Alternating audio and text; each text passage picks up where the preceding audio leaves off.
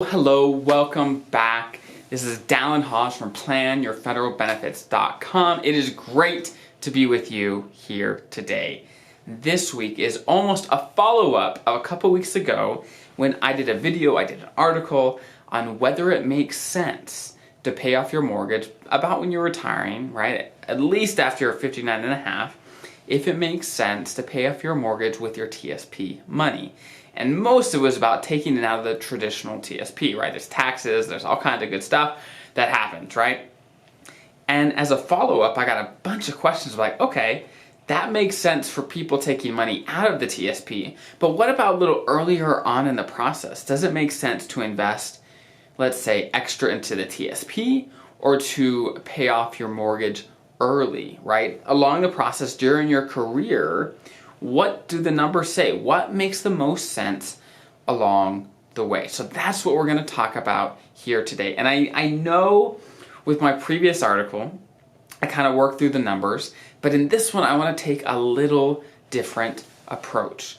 I want to go at it with a list of priorities where everyone's situation is going to be different. So make sure you kind of tweak these to make sure you're taken care of for your personal situation. But this is kind of the order of priorities that I want to make sure people get taken care of before I even talk about whether you should invest more in the TSP or pay down your mortgage. Okay, so let's dig right in. First, you should be at least investing 5% of your TSP, 5% of your salary into the TSP every pay period. And that is, as you probably know, that is how you get the full match from your agency. So if you do not take that, then you're leaving money on the table. And that is something that you obviously don't want to do. That's not a good idea, right? So that's the first thing, is make sure you have at least 5% of your salary going into the TSP, period, right? And actually, the good news is, based on a few changes that were made, in October of 2020, the new automatic enrollment is going to be at 5%, meaning for new employees that are hired after that time that this is really put into place, they will automatically take 5% of their salary and put into the TSP. And of course, they could change that. They could make it 0. They could do whatever they want, but automatically it'll start out at 5%, which is a great thing because before it was at 3%. And often people don't change it, right? They just leave it, right? Whatever it starts out as.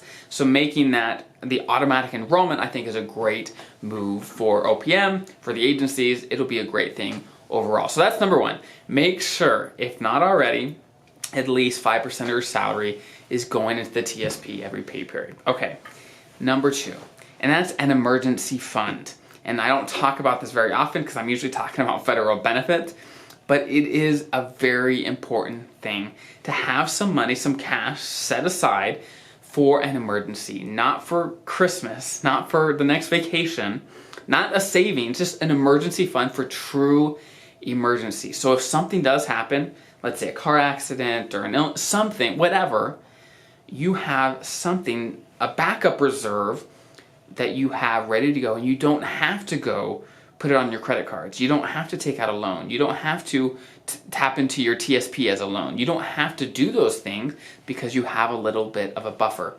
And now the numbers vary depending on who you talk to, but between at least 3 months or up to a year's worth of expenses is kind of the window of how much of an emergency fund that you probably should have, right? And depending on your risk level, depends on how much or how little you'll want to have just sitting ready, so no matter what, you're ready to go. And it does a couple things. Like I said, first, if you have some money, you don't have to go put on your credit cards. You don't have to do things that might cost you more money over time. You have that ready to go. And second, it feels good.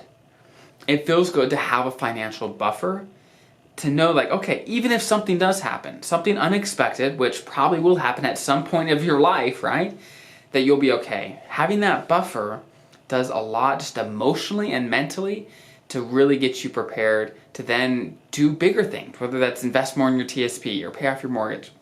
Having that buffer, that foundation, does a ton of great things. So that's number two. Make sure you have an emergency fund before you think about paying down your mortgage more, before you think about investing more in your TSP. That's important. Okay, next is retirement. So your TSP. Some federal employees invest also in an IRA, or they may have a 401k from a previous employer, or maybe their spouse has a 401k from their employer.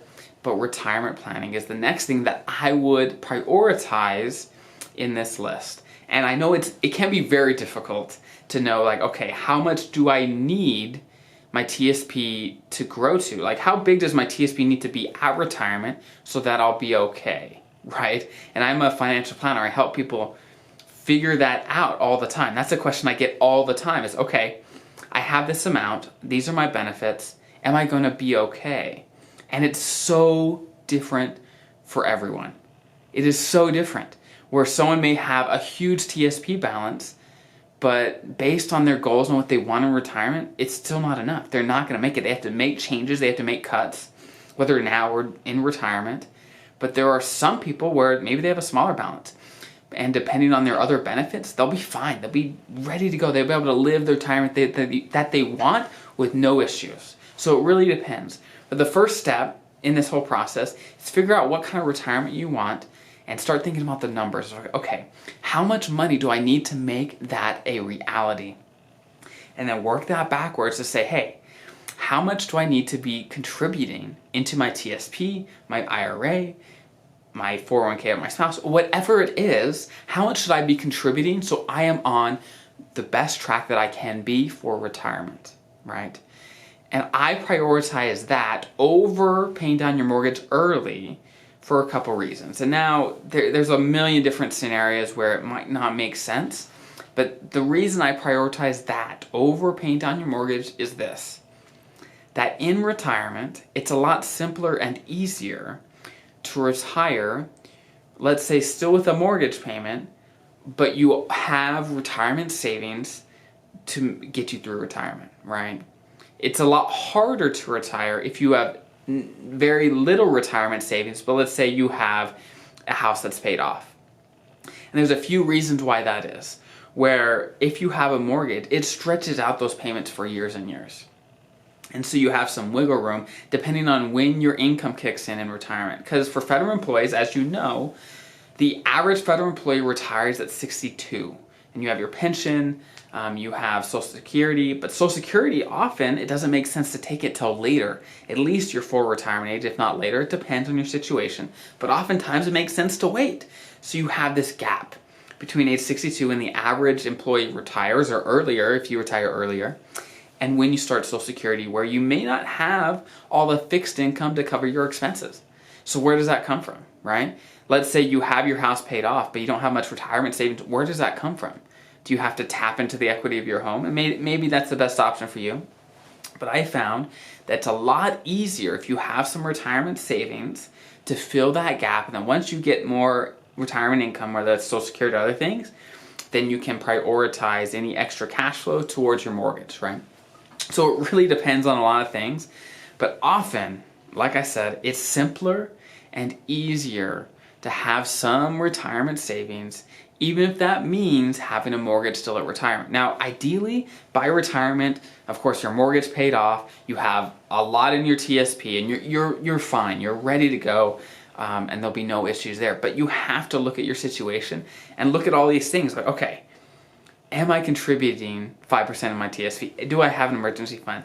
Then, once those are taken care of, am I prepared for retirement? Am I putting enough into my TSP, in my 401k, whatever it is, whatever you have? Am I saving enough so that I can be okay, right? I've worked with some clients where they have so much fixed income, whether that's a military retirement, a pension, VA disability benefits. They have so much fixed income that they honestly don't need a bunch from their TSP throughout their retirement. So they don't need that much. What will you have? You have to start thinking about those things. It's like, okay, for me, what is my retirement going to look like? When do I want to retire? And you start backtracking to say, okay, if I save this much per month, if I invest this way, how much is my TSP likely to grow to, right? And do that simple math and come out like, okay, I think I will be good if I invest this much in the TSP. I save this much per pay period. I think I'll be fine in retirement. Once you get that taken care of, I would then start attacking your mortgage with whatever else you have. I'm a huge fan of no debt, right? I love no debt. But it is not something where no matter the consequences, you want to get it, right? What price are you paying to have no mortgage? Maybe it makes sense, maybe it doesn't, right? You have to look at the bigger picture and not just this one little thing of, oh, I don't have a mortgage, right? You have to look at everything in your life to make the best decision for you. Okay, I hope this was helpful. If you have any questions, please put in the comments, send me a message through my website, whatever. I try to help federal employees as best I possibly can to give the information that they need to think through these issues so that they can get the most out of their careers and also their federal retirement, to maximize their benefits and really get the most out of all those hours, those years that they put in earning those benefits to get the most out of them. I hope this is helpful. I hope you have a great week. I'll see you next time. And again, thank you for making it to the end of my video, the end of my podcast. I hope this brought value to you and your life. My goal with this content is to bring as much value to as many people as I possibly can. So please, if you can, if this brought value to you, please show your support, subscribe, hit the thumbs up, comment, give me feedback about what you want to hear about, what you want to learn about, and how you can get more value out of this, and so that I could do the very best I can to make this the best channel for my viewers, for my listeners, the very best I can. So again, thank you for being here and investing in yourself and in your future. And I will see you next week.